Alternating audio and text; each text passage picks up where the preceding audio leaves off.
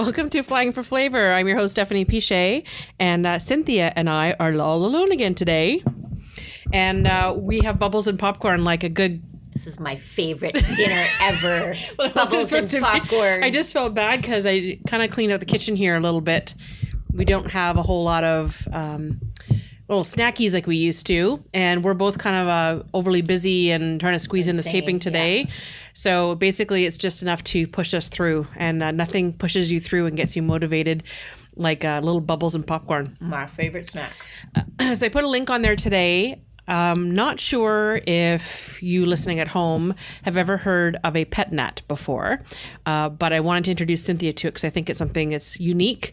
And our friends at Benjamin Bridge in Halifax, or Wolfville, Nova Scotia, to be more precise, were playing around with it about a year or two ago. And I remember I got to be there when they were kind of opening up a bottle saying, we haven't even decided to put this to market yet. And I got to try it then. So that was the 2016, which they don't have anymore because I bought the last magnum of it. Of course you did. Of course I did the last time I was there. So I have that, and I was thinking of opening that during our 1-year anniversary. Yes. Yay! Nothing like a magnum of bubbles. So that's the last of the 2016. But while I was there, I did bring home a couple of bottles. I actually ordered to ship to my house some of the 2017s that just got released. So they're a little less expensive than some of the other sparklings. And the cool thing is that for those of you who haven't come into one of my sparkling wine classes, there's always a second fermentation that basically happens with sparkling wine, right? So there's the standard wine making process where it ferments, and then it basically does its own magic in the bottle, and then they take off that cap, and through the process called disgorging, they kind of freeze the top of it to take out all the sediment. And you know how the bottles are upside down, you see them in photos? Yeah. Well, this part just stops after that first one. So that's why this looks unfiltered. It's a little foggy. I will post a picture on the show notes so you can see it. It's a little foggy. It's a little rounder, a little juicier. So it still gets a little bit of bubbles, but it's not as harsh or... It's not crazy, like super overflowing bubbles that tickle your nose, but it also, honestly, it tastes like a Bellini. Yeah, and that's just because, and I don't know if it's the grape that they're using. So this is the Geisenheim 318 is what it's called. So it's kind of a hybrid that was developed and named for the area in Germany, the big institute that actually does all of this crossbreeding with grape varietals.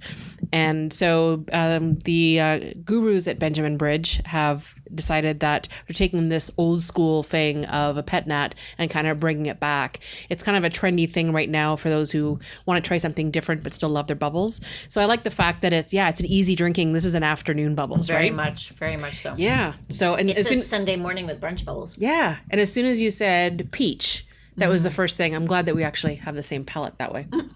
It does. It tastes kind of peachy, a little bit pear-like, but it's got less sweetness to it, but it's not grapey. No. And that's why I said it kind of tastes like a mimosa or like a Bellini, because Bellini is basically it's just, anyways, it's spectacular. It's one of my new favorites. It's very good. So I will put the link on the website. Now, unfortunately, I don't think that they've made this to be sold through the LCBO yet. However, you can order Benjamin Bridge shipped to your home, even here in Ontario, actually anywhere Canada Post ships. And Benjamin Bridge is one of those cool wineries that only require a 3-bottle minimum order. 3-bottle, anything in 3s, because their packaging is actually pretty unique packaging that packages 3 bottles, and they have a flat rate shipping of $15. Oh my God. Yeah, so if you wanted to order 12, That's it's awesome. $15, right? So you can do mix and match. You don't have to order all the same kind. But anyways, they're friends of the show, and said this is, I think I've gone there twice and I've ordered in a few times and I'll be ordering more, but this pet nat, I just couldn't wait until the end of the summer to open it up. So good. And I was waiting for someone to share it with. Yay! Yay me! So today we're talking about driving in another country. Cynthia and I did a little bit of a road trip ourselves about a week or so ago. We were going to try to tape this in the car, but with traffic, it just doesn't happen. So we wanted to kind of give some tips and some insight and some stories about the process of renting a car, having a car, driving around when it's not your country, what to expect, how to plan ahead so that you can get the best enjoyment out of it for your vacation. And especially because the fall's coming up and a lot of people do tend to travel to other countries. Usually spring and fall are the 2 times when they want to go. So I thought this was a good time of year to sort of get you prepped and ready, that if you're planning a fall holiday or something to go overseas, instead of doing a standard hotel and staying in one spot, this might be a great opportunity for you to rent a car and kind of go and explore a little bit and go and check out some of those smaller towns in between the big cities. Because it's a whole different view of that country and its culture, but as soon as you get away from the tourist areas. What I love about driving in other countries is you get to see it like the locals see it. Whereas if you're getting on tour buses or, following or basically not kind of going outside of the local realm, it's not quite the same feeling. But when you're actually driving, you're actually experiencing what their country folk experience. It's a whole different way of experiencing the country. When I go to another country, I want to immerse myself in the other country, and that includes driving.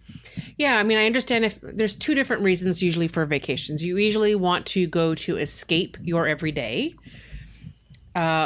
or you're going to go and see something different, right? Mm-hmm. There's a lot of people who actually prefer to vacation, and they basically want their home, but in a different venue. Yes. Right? That would be the people that go to Florida as an example, right? They're just escaping the weather, but they still want everything like they have it at home. The culture is the same or similar, well, especially in most parts of Florida. There's a lot of Canucks that are down there. So there's more Canadians than Americans in some parts of Florida. There is. So I knew it wasn't going to be that much of a stretch. But when you go to a different country and you're experiencing a different culture, usually the reason that you're going there is because you do want to see and experience new things. So we'll start out with the first thing. So you need a car, right? That's how you start. So car rentals, I mean, the last few trips Norm and I have done overseas, we've rented cars. So this is also fresh in my brain. There are a lot of car rental deals that come when you, in a combination, or you get discounts based on the hotel chain that you're booking through, the travel agency you're booking through. There's a lot of them that pop up. And I've checked directly with car rental agencies, and those discounts that you're getting are pretty good. Yeah. So I usually kind of wait and book my flight or hotel first, and then usually you start getting emails saying, hey, did you need a car? Because there's usually that upsell that always happens. A lot of times they'll do it when you're going through the actual booking process as well. Once you finalize your booking, like, would you like to add a car? Would you like to add a hotel or a flight? Or Correct. whatever? So having some of these questions kind of preset in your mind or pre-answered ahead of time, so that when those pop-up things happen, or when you're being asked by a travel agent about if you want to book a car, if you already kind of know your plan of what you're looking for, it makes things go much faster. Insurance and licensing. I actually talked to somebody not that long ago, and they were surprised to hear that you didn't need a special driver's license. I think unless there was at one Depends time. on how long you're there. Oh, that's what it is, because we've never been asked. Yeah, length of stay. So we lived in Australia for a few years, and we had to actually check the requirements, and we ended up having to get an Australian license because we were there for longer than a few months. But because we were Canadian, it was really simple. They just took my Canadian license and gave me an Australian license. But in most cases, you do need to have an international license. Otherwise, it's like you're starting from scratch when you go over. So it's best to kind of check. Typically when you're traveling, if you're working with a travel agent, they'll be able to find that information out, or you can check with embassies and the governments of the various countries. They usually have a website that you can check to find out. It's funny, we have never checked. Being completely honest, we have never checked. We've never looked into it. We've booked the car rental like we would be booking one for Toronto, as an example.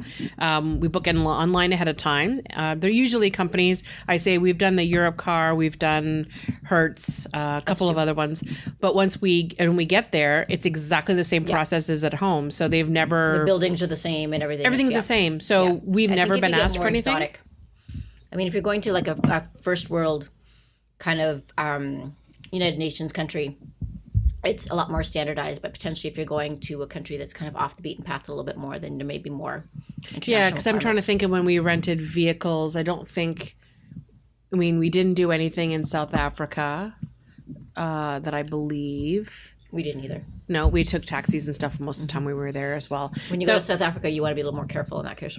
It's a different world. Yeah, I was told that.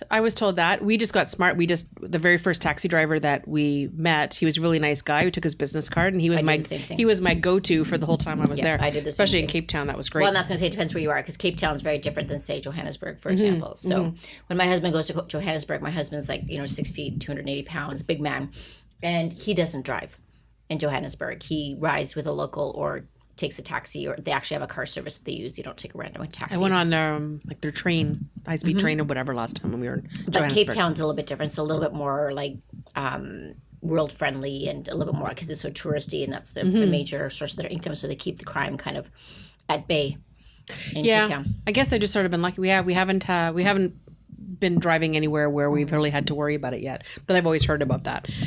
Insurance, same thing applies if you're renting a car here or there. It's the insurance. I always take the insurance, even if you have the insurance at home, because who knows how the coverages are different, and it doesn't cost a lot to add on the extra The insurance. is worth it. GPS or no GPS, this is a battle usually between Norm and I. I happen to like the GPS on my phone because I'm the navigator that's usually sitting in the passenger seat trying to tell us where we're going, and having to share the screen because he wants to see it because he's driving and I want to see it so that I can kind of plan ahead and navigate us. It's kind of difficult when we're sharing it that way. And not to mention some of those GPS units, they were the old-fashioned, the manual ones. They're not necessarily like the Garmin. They're not usually updated as often sometimes. Oh, interesting. Yeah, there's been many times where we've tried to enter the name of a street, and regardless of what language, sometimes they're not there. Interesting. We've had the opposite problem. We're big fans of when we rent the car, we rent the GPS with the cars. Again, even renting through places like Enterprise or Budget or those kinds of places, we've always gotten the same Garmin unit, which is basically the same unit that we also have at home. So we've had no problems with that, with them being antiquated. But definitely, I think if they came out with something that had some duct tape around it, or obviously looked a little bit older, I might have a different point It was of view. interesting. But we've been really lucky. They actually have now, because most of the cars being rented or the newer ones have it built in, but they still charge extra. So either you get the car with the navigation system, you get the car without. They will always find a reason. Smart, eh? They always find a reason for upcharging. And the other reason that my husband likes to getting the GPS unit is that the first few times, this was several years ago, that I think it was in Italy was the first time. And every time it would come near a radar detector, a sound would go off. That's funny. So it kind of figured out that it was basically relaying the same noise when it hit a radar controlled area. That's funny. Because there's not a lot of police that actually spend a lot of time on the highways. I rarely see them. They're usually within the communities. Yes, mostly in Europe. They're usually within the communities more than on the major highways. The major highways, there's not a ton of cars compared to our 400 series. It's like night and day. It's very quiet. They're all new. There are no bumps. They don't have the salt issues that we have with snow and. They don't, but even some of thawing. but even some of the northern ones. We were up in northern Spain and Switzerland. Their highways were also still beautiful. Interesting. Eh? Yeah, so I don't even get me started on the roads here, but Right? it's That's a whole other conversation. it is a whole other conversation. I have to say, I miss maps. I really do. And I'm not saying that I don't love my GPS telling me where to go. What, the old-fashioned maps? Yeah, like the fold out. Oh, lay it you're on just the table. nostalgic. And I love knowing where I'm going. I love being oriented. So I have one of the few things that I'm better at than my husband is orientation and orienteering us.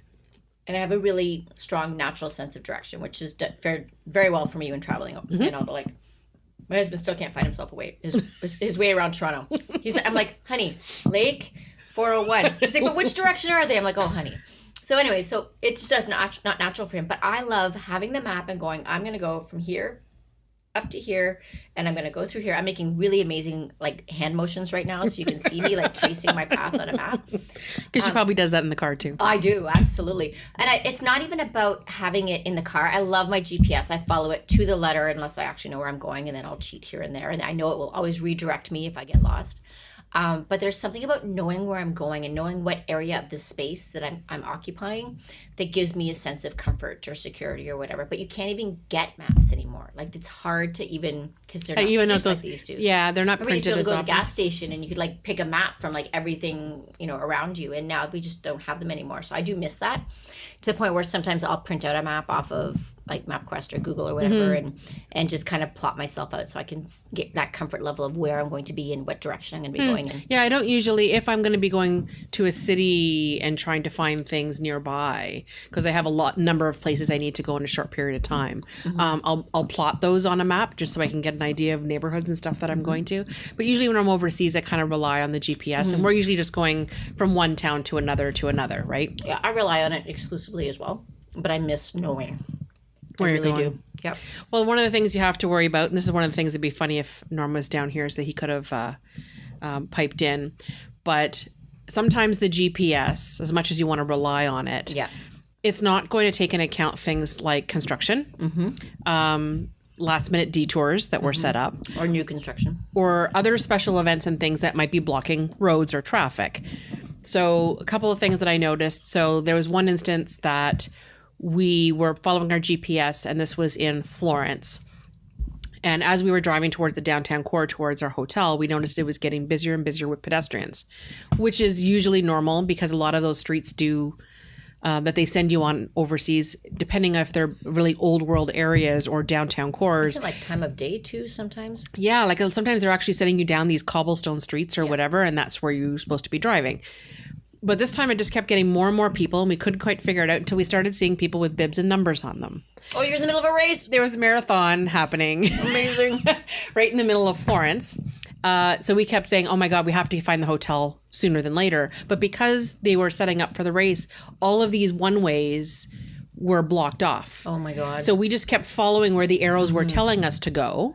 And one of the last turns said the hotel is almost kitty corner to where you are, and just turn right and turn right again. So we started turning right. We ended up in the middle of like this big famous square, you know, like where there's no cars supposed to be. Right. Police are blowing whistles. Everyone's telling us to back up. We my can't. God, We're that's amazing. surrounded by people going to watch the race, everything else.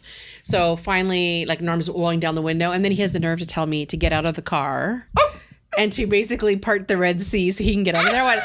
People are giving us dirty looks. I am not getting out of the car. I have this like plastic and tin around me that's going to keep me safe. I'm not getting out. Exactly. So luckily, a police officer came over to the window and in our broken translation explained that we're trying to get to the hotel right around the corner. Yeah.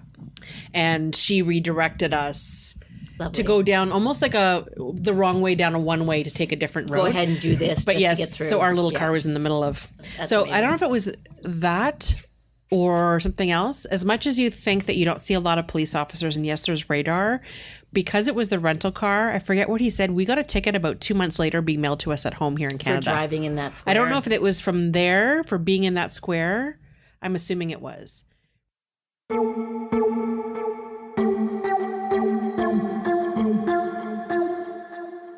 So we rented a vehicle in London, England. Don't ever drive in London, England. Don't do it. Take the tube always. I learned the hard way. It was actually, I love driving when we're in different countries. My girlfriend panicked because we were going to be driving on the wrong side of the road, on the left-hand side of the road, sitting in the right-hand side of the vehicle. But having lived in Australia, it was second nature to me at this point. So it was just like going home. So I didn't mind that.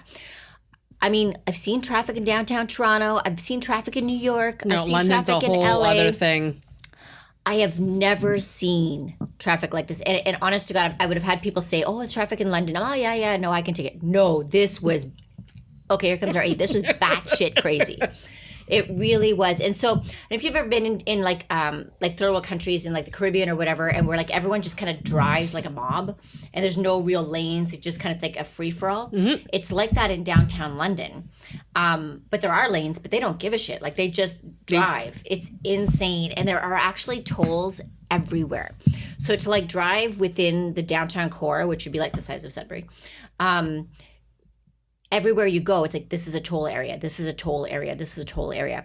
We were just lucky that the vehicle company that we rented to, which I'll get to in a second because it's a great story, they actually, the tolls were relatively new and they were building the tolls into their rentals until they determined whether or not they should be passing those on to their customers. Okay. But you see in most rental places, and even in this place, if you get a ticket or you get a toll and you haven't prepaid or pre-made arrangements, that they will actually bill you for those. So you need to be aware of those even when you travel. Mm-hmm. Don't think just because you've got a rental car in a strange country, they can't find you. Oh, yeah, they can track you down. Oh, yeah, absolutely. It's all based on the license plate, right? Doesn't take all long. And they figure out the date and the license plate and who had it, and then their bill comes in the mail. Well, I'm glad to hear that you're okay with driving on the left side of the road, because I was a natural at it myself. First time I think was in Ireland, and then again when we were in Australia as well. But the funny thing is that I find in most of those countries, there's not as many. The biggest problem for me has to do with traffic lights. right? Because whereas here, if you're on the one way on the left hand side, and which lane do you go in? Yeah, and you but can because turn they did, here, you can turn right on a red, whereas in Australia you cannot turn left on a red. Little things like that. yeah. So the number of roundabouts that are there actually makes driving on the left hand side much easier. I love roundabouts. I know, and I wish they would have more here. Oh my God, my girlfriend and I mentioned a lot that we do a lot of dance trips. So one of my dance mom friends, we went to Collingwood. So from here to Blue Mountain, there's probably about 6 roundabouts. Yes. And by the third one, she was losing her banana. She's like, oh my God, another, losing her mind. I'm like, it's okay. Because the thing is, if you miss your exit, you just keep going around. And Lord knows that happened to be a lot in Oz when I first moved there. Yes. I'm like going around, oh my God, which freaking exit is it? Eventually I'd figure it out. But there's no stress because it's not like someone's going to hit you because you just keep going around in a circle. The weirdest thing is signaling in a roundabout, because when you enter a roundabout, you have to signal like you're going left. So you turn your left-hand signal on and you go around, and then when you're ready to exit, then you hit your right-hand signal to exit out to the right. And I find that even in Oz, people had a hard time keeping track of it, and I guarantee no one in Ontario is doing it. No, and I'm sure, and I'm trying to remember how often we would even signal. A lot of times when we were driving around, there was a lot of people that weren't signaling at all. Everyone just knows how to enter and exit. They just figure it out. Yeah, and we've always managed. I don't think that's going to be a big deal. But to London, in all honesty, and in all seriousness, the tube system there is really great. A lot of the stuff is within walking distance because, I mean, originally it was a walking city back when it was first built. But if you're going to venture outward, then I would even take the tube out further out and then grab a rental vehicle out there, because it took us 2 hours, regardless of where we went, to go 10K. Yes, we took a train to Sudbury, England, when we were in London the last time, and it was very easy because it connects right to the standard tube system. So we get on there, then you take it to a particular station, you buy a different ticket, and then it takes you there. Yeah. So it was just so easy to go in and out of town. Yeah. Highly recommend. Don't drive in London. No, and I just keep thinking like, wow, wish we had, every time I go there, I keep thinking, wish we had those kind of systems here. Right. But having a car does allow you some flexibility. Absolutely. So the other thing I want to talk about has to do with the gas stations and all those rest stop type things that are along the way. Because people are always worried about planning out meals. And sometimes, like on our last trip, we would be a good 3 to 4 hours from one stop to the other. So if there's not a lot of towns in between, these are all just major highways, and you don't see a whole lot aside from some scenery, but it's not like you're driving through cities and towns. You're kind of bypassing them. And we see a lot of rest stops in Ontario, and that's not necessarily common. When we drove from Brisbane to Sydney, it was a 12-hour drive, and they didn't have rest stops. So you just have to wait for the next city. But what they would set up at every long weekend, we happened to drive down during the Easter long weekend.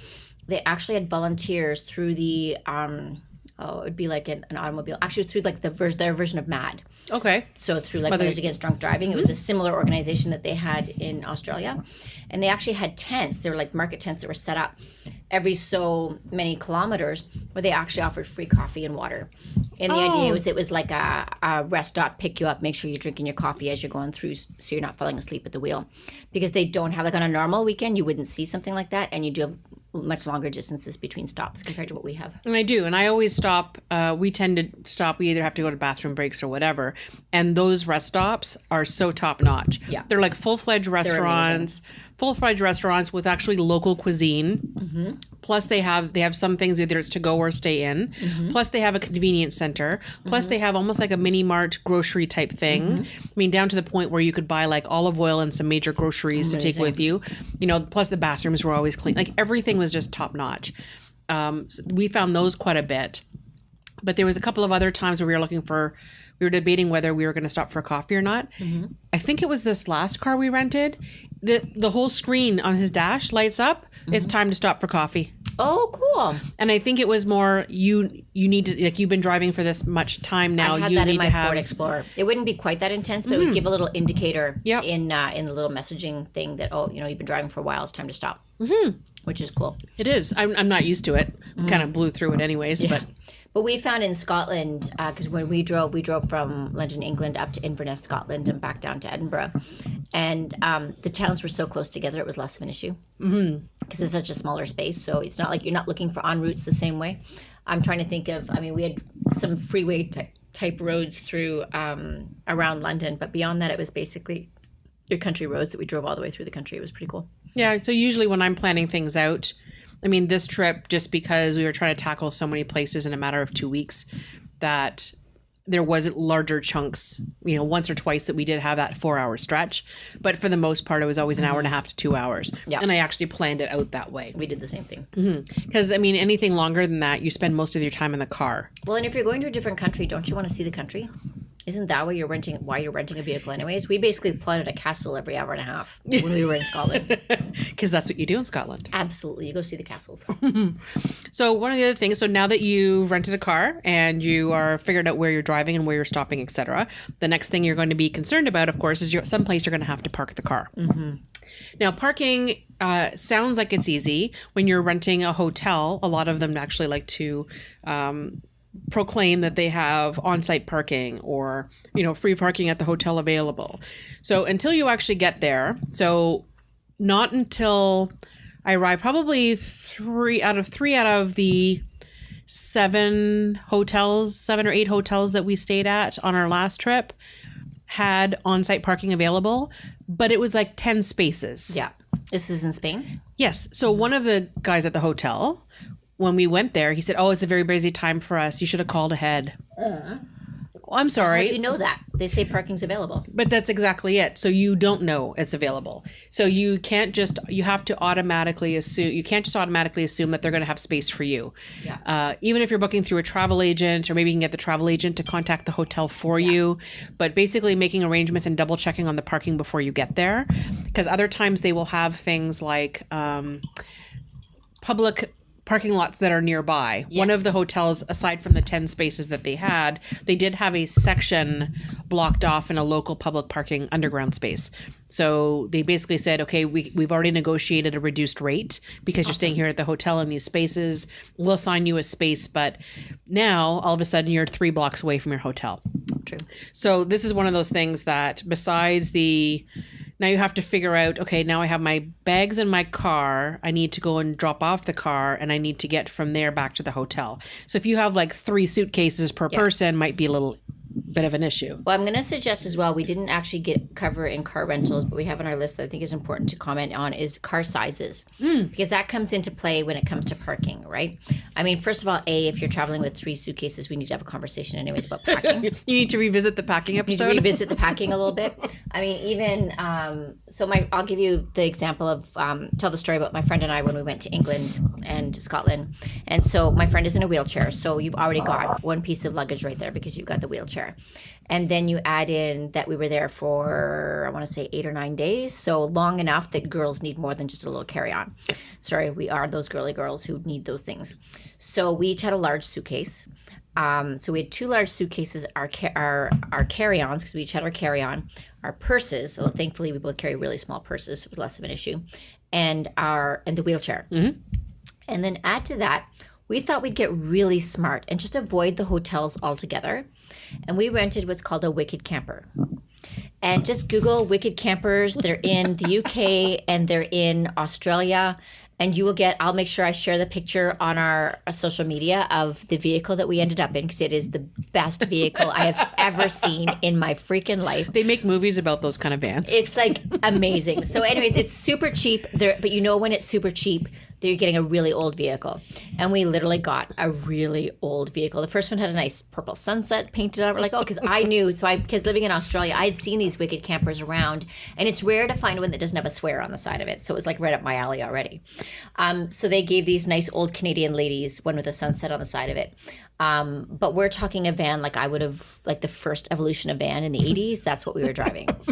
But it was all right. It was clean, super clean. I mean, we were in a super dodgy part of London, which made me a little bit nervous, but they were really lovely with us. And the guy was an Aussie, so we had a great chat about when I lived in Oz and that kind of stuff. And so then we hit the road. Remember I said it took 2 hours to go 10 kilometers in London. So we were halfway through that 2-hour trek to go 10 kilometers, and an alarm started going off.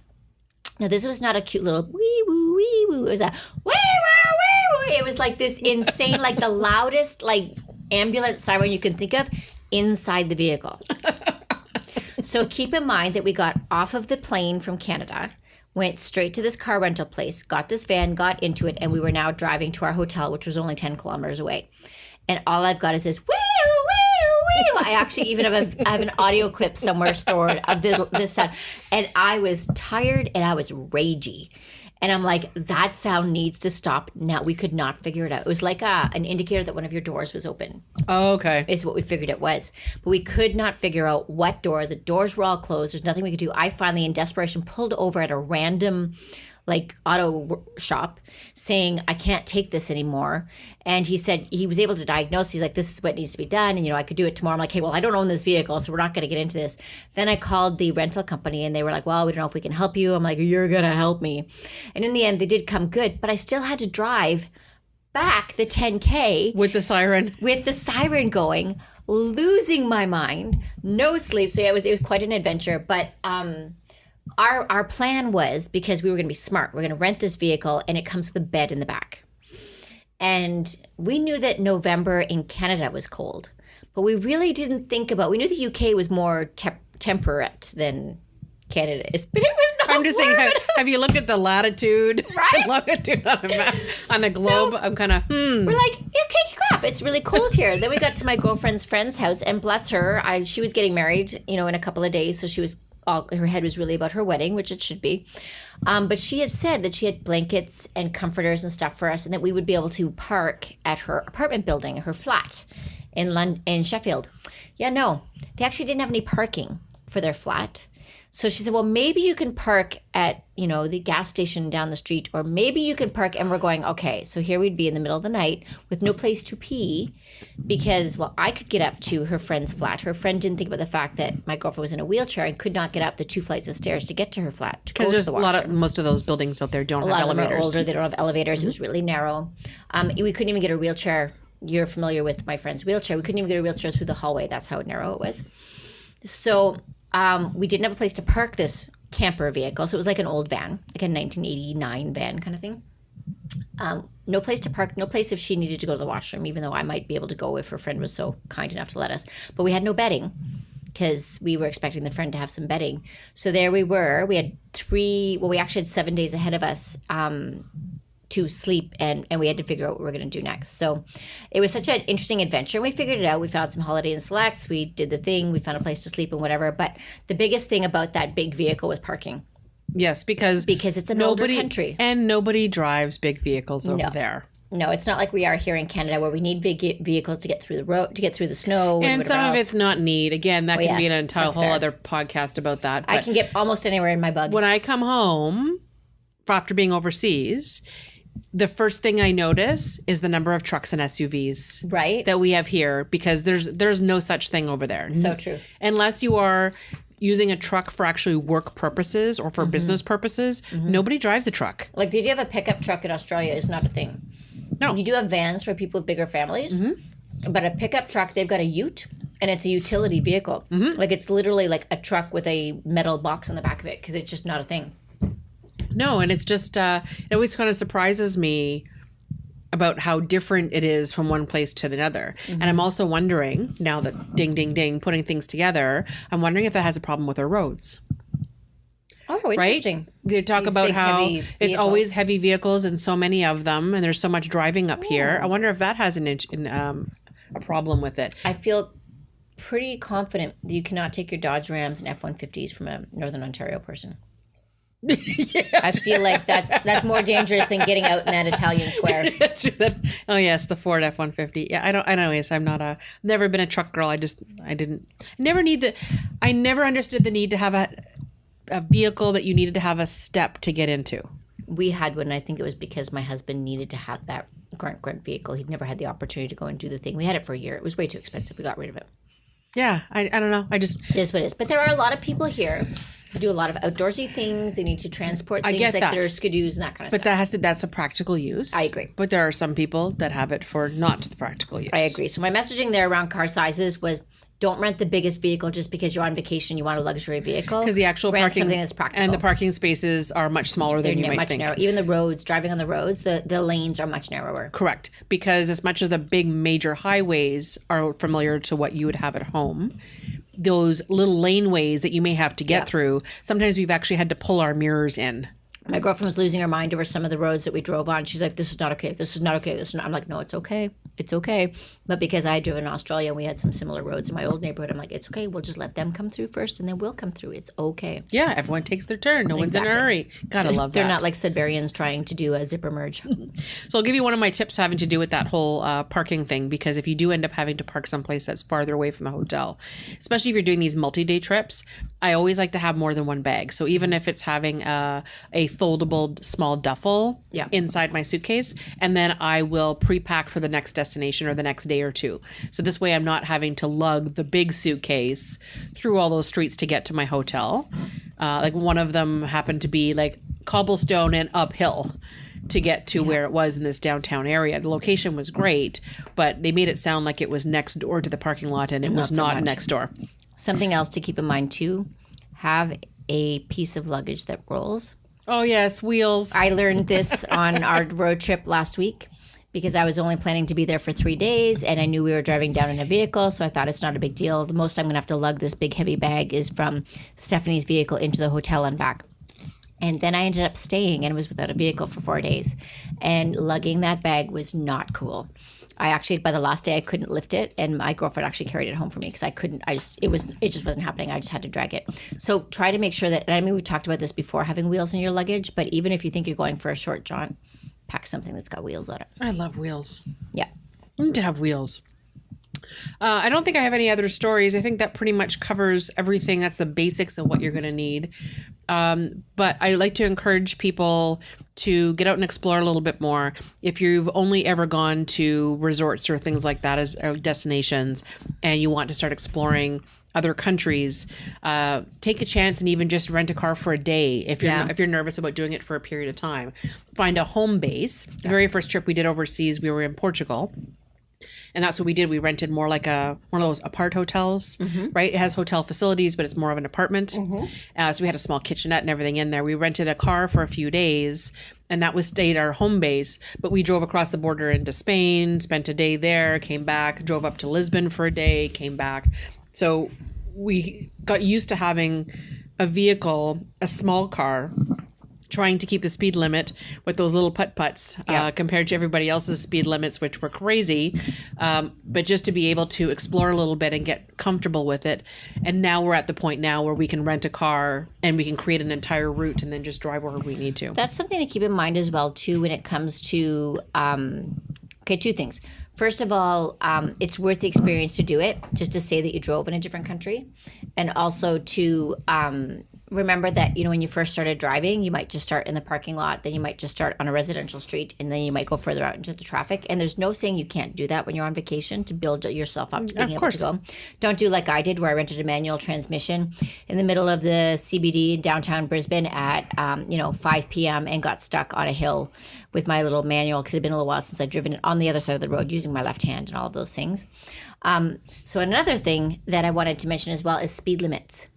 So here in Ontario, a speed limit is like a recommendation. And typically we will see you're not going to get pulled over if you're going 10 over. I think most police officers will say the same thing.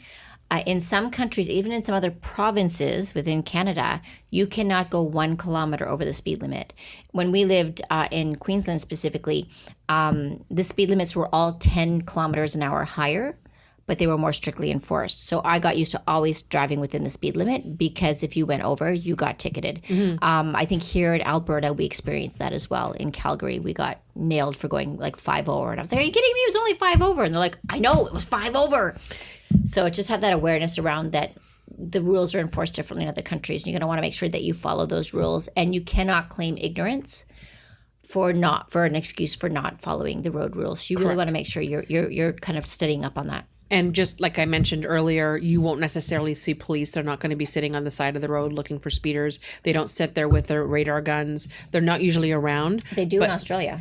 Well, in Europe, Spain, France, Italy, most of the places that I've been to, they're all radar controlled, especially on the major highways, meaning that they'll actually have signs. This is a radar controlled area. That you won't see them, but they'll get you anyways. That's right. So in other words, it's good to pay attention. And there are some people who will blow by you And so it's very tempting to be driving a whole lot faster.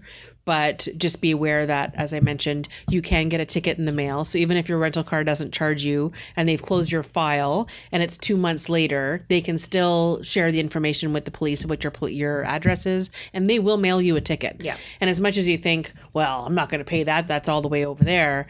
If you ever plan to go back, would be the issue. They'll find you. They'll find you. You won't be able to rent a vehicle again. So hopefully that gives you some inspiration so that you can kind of plan out a little bit more of an adventure the next time you want to travel to a different country. So don't be afraid of renting a car. So I think that's about it for us for today. Again, we've got a lot of other stuff going on. I uploaded, should be a bonus episode for you this week from an interview that Deke and I did at CKLU Radio 96.7 here in Sudbury.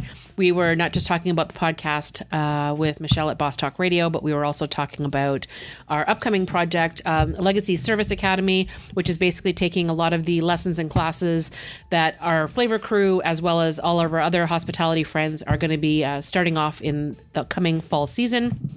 So I'll put the link to that as well in case you're interested in classes and you happen to be in the Sudbury area.